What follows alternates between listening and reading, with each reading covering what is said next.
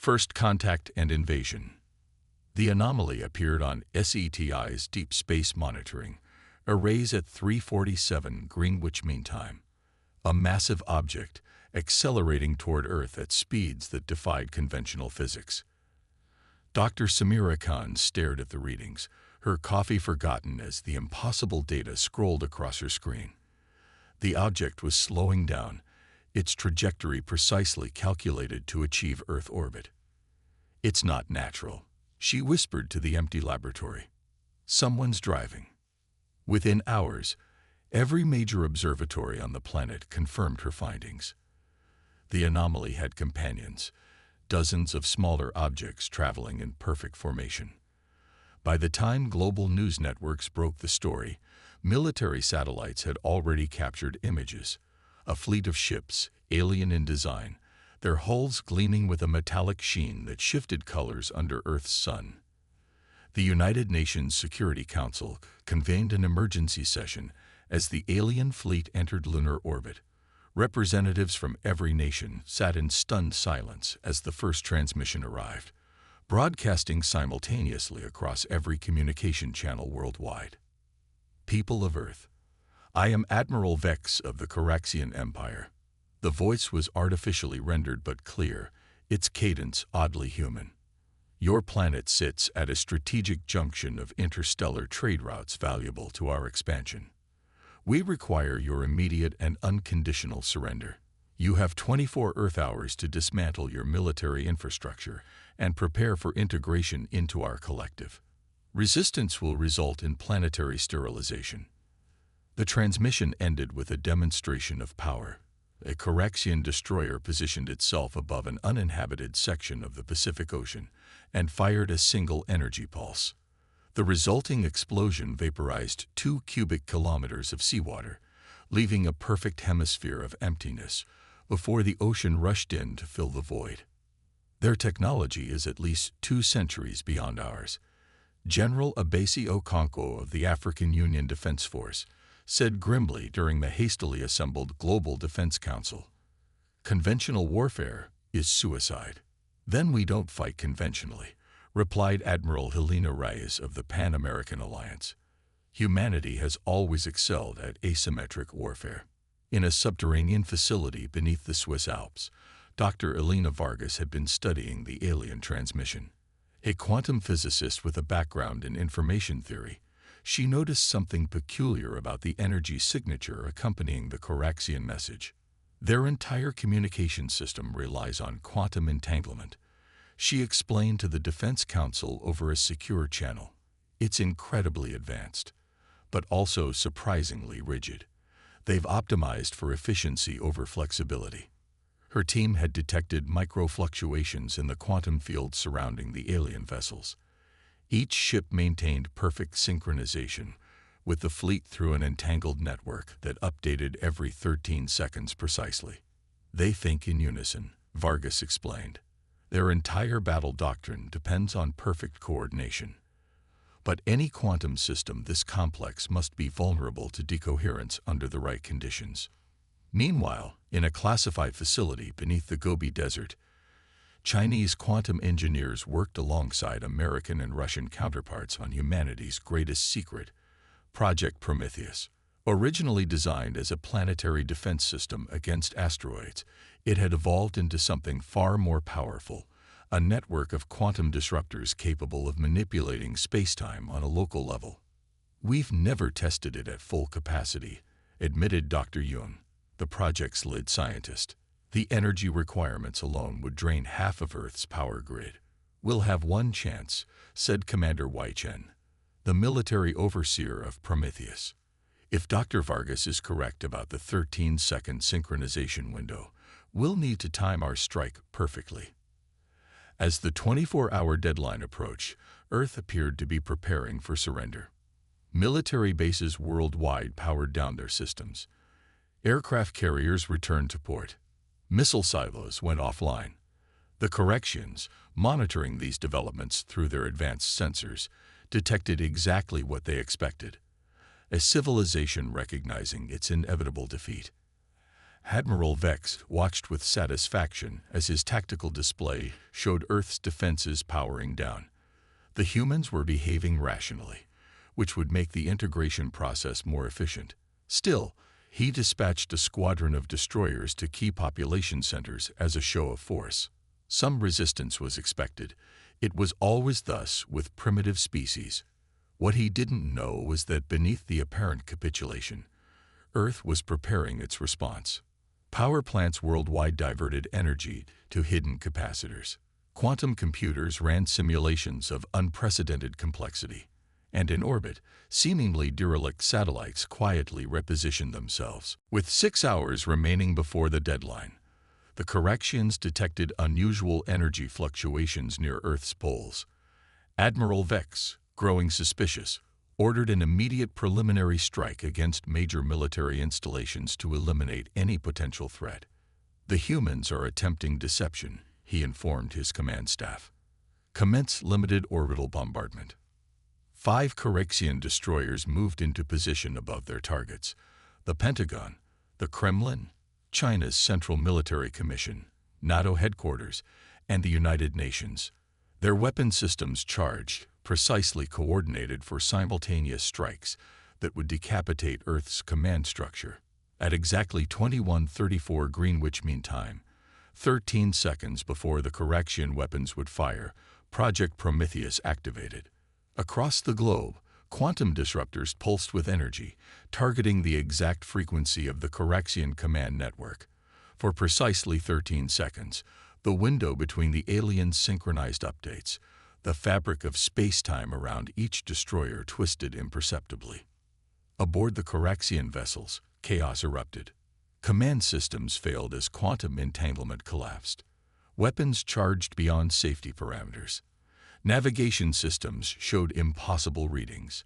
And most critically, the destroyer shields fluctuated, creating microsecond vulnerabilities. In that moment of confusion, Earth launched its counterattack.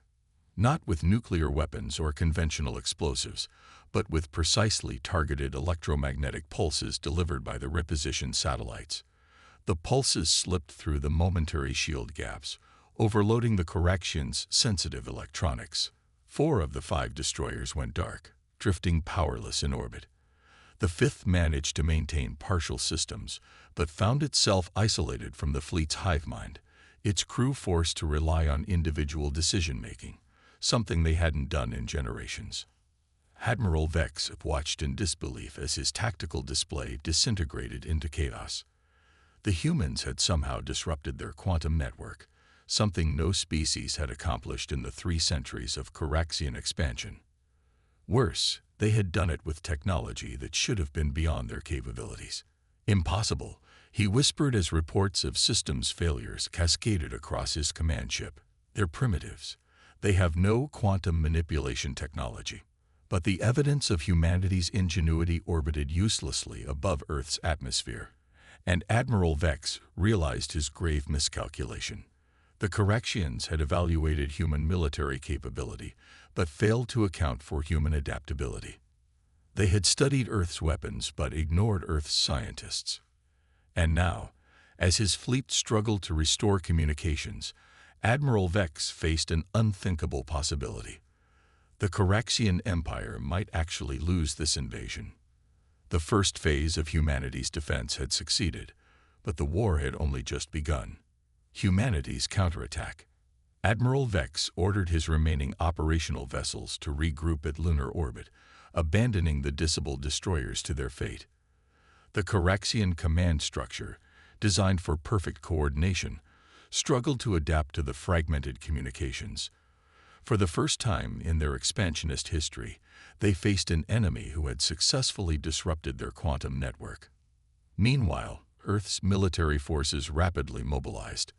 The apparent surrender had been a carefully orchestrated deception, allowing humanity to position its assets strategically while the Corrections watched what they wanted to see.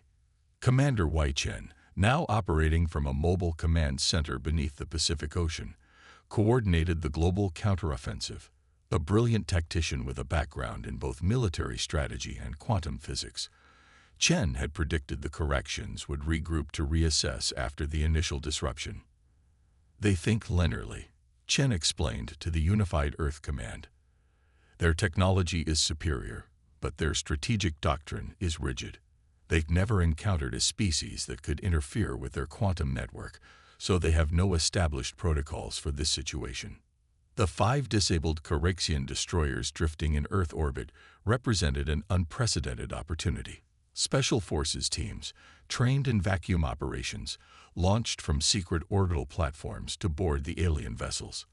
What they found astonished even the most optimistic scientists.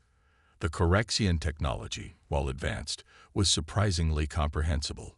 Their reliance on quantum entanglement for decision-making had led to atrophy in independent systems design. Dr. Elena Vargas, analyzing the data transmitted back from the boarding teams, made a crucial discovery. Their weapons systems are phenomenally powerful but fundamentally simple.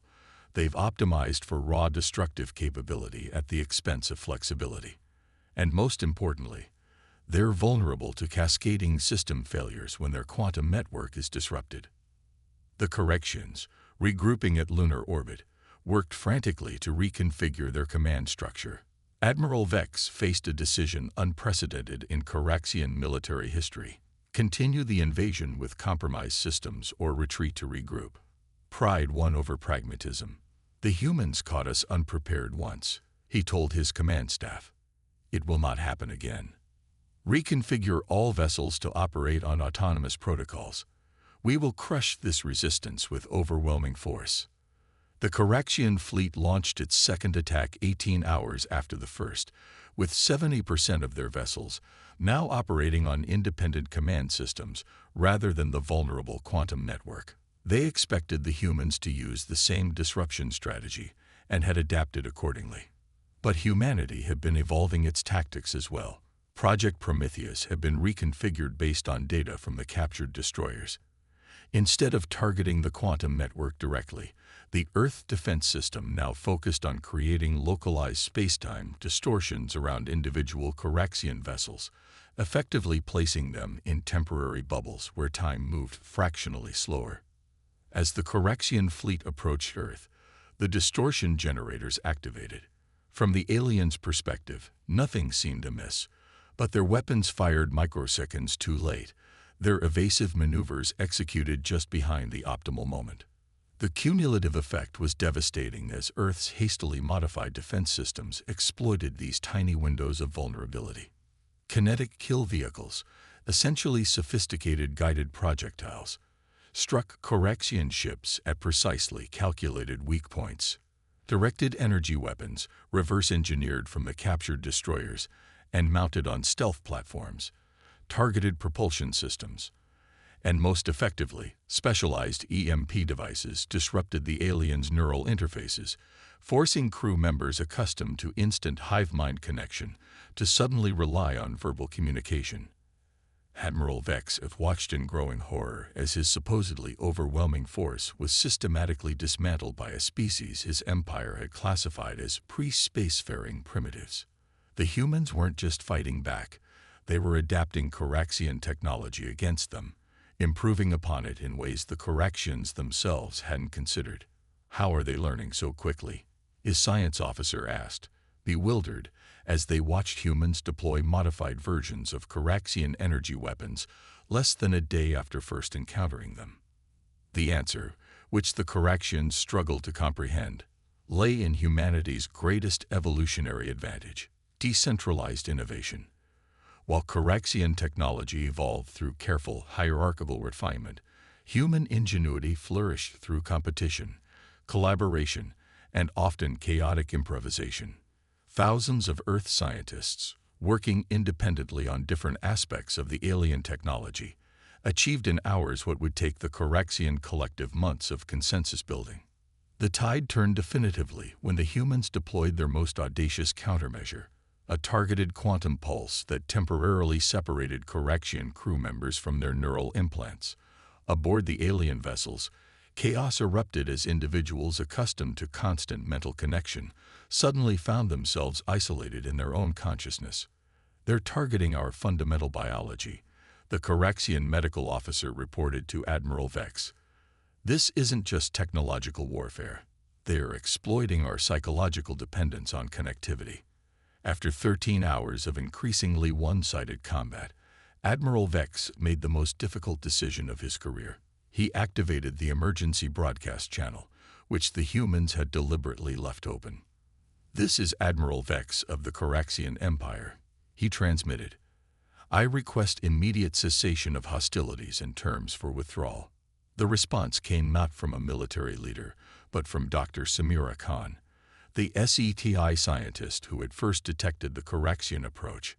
"Admiral Vex, this is Earth. We accept your request for ceasefire.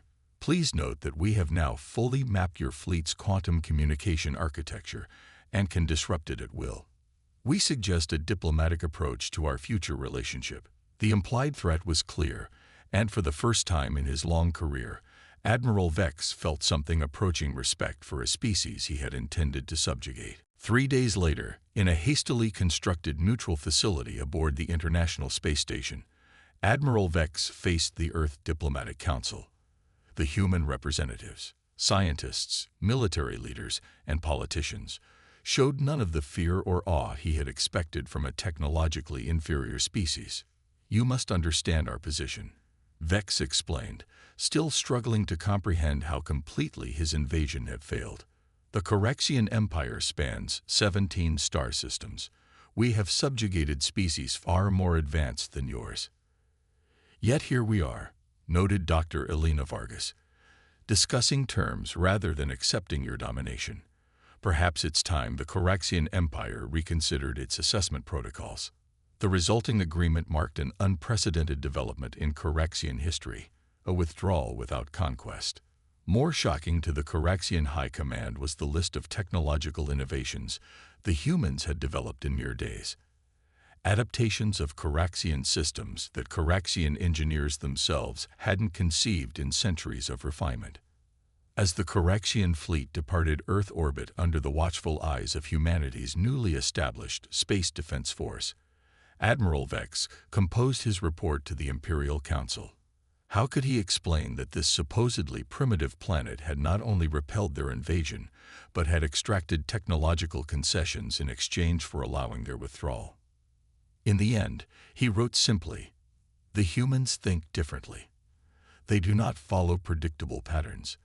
Their chaotic innovation presents both significant threat and potential opportunity. I strongly recommend revising our expansion protocols to include diplomatic first contact with this species." Back on Earth, as humanity began incorporating Coraxian technology into its own development, Commander Wei Chen met with Dr. Samira Khan at the SETI facility, where the Coraxian ships had first been detected. "Do you think they'll come back?" Khan asked, watching the distant lights of the alien fleet fading into deep space. Chen smiled. "Of course they will, but not as conquerors. They've just discovered something more valuable than our planet's strategic position." "What's that?" "New ideas," Chen replied. "And if there's one thing I learned in studying the Coraxians, it's that an empire that stops evolving eventually falls. They need us now, perhaps more than they realize." Above them, Earth's newly established quantum detection grid hummed with energy, a planetary shield built in days from adapted alien technology. And beyond it, the stars no longer represented just possibility, but humanity's inevitable destiny. The Coraxians had declared war on humanity and regretted it in 13 seconds. The rest of the galaxy would soon learn the same lesson. Underestimate humans at your peril.